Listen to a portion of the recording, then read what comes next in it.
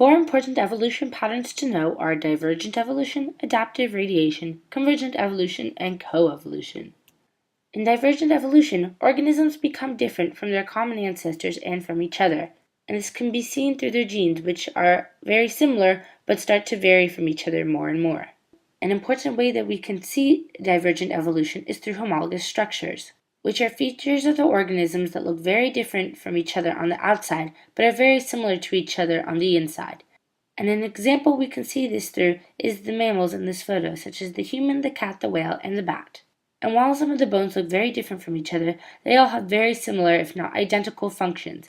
So we can see that in all of these organisms, they all have the same fingers bones, they all have the same wrist bones, the same forearm bones, and the same upper arm bones.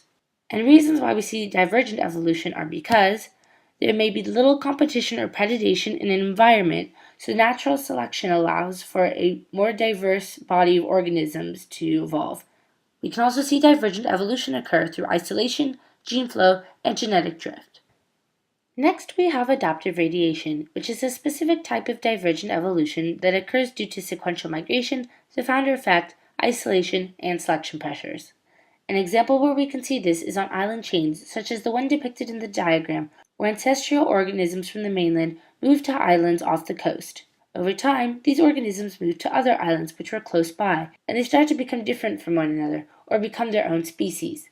Thus, we can track their evolution pattern because we can see that all the organisms are related, and we can even figure out the way in which they migrated through the islands and the times at which they became different species.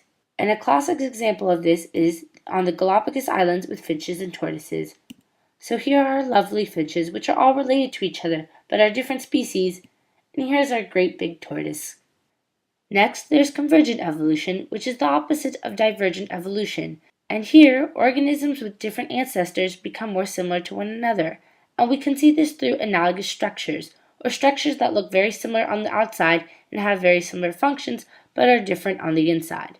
A good example where we can see this is through winged organisms, such as the ones in this photo where we have the dinosaur, the chicken, the bat, the dolphin, and the penguin. We can tell that all of these organisms have different ancestors because all of their bone structures are very different from one another.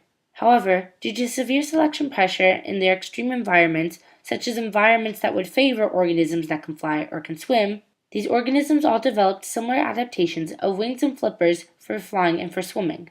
Finally, we have coevolution, where species change in response to other species, or they basically end up evolving together, and this type of evolution can cause the species to become dependent on one another.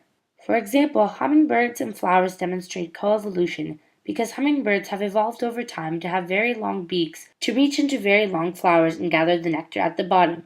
And reasons why this coevolution occurs is because symbiosis is gained, so both organisms are benefited by this relationship, and there is a reduction in predation and competition.